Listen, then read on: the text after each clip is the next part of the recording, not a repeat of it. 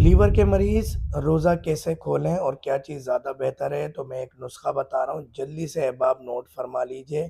2 गाजरें medium size की, 1 चुकंदर बड़ा या 2 मीडियम साइज़ का चुकंदर ले लीजिए। लहसुन अदरक का पेस्ट छोटी वाली चम्मच जो है वो आधी-आधी ले लीजिए, यानी 2-2 एमएल ले लीजिए।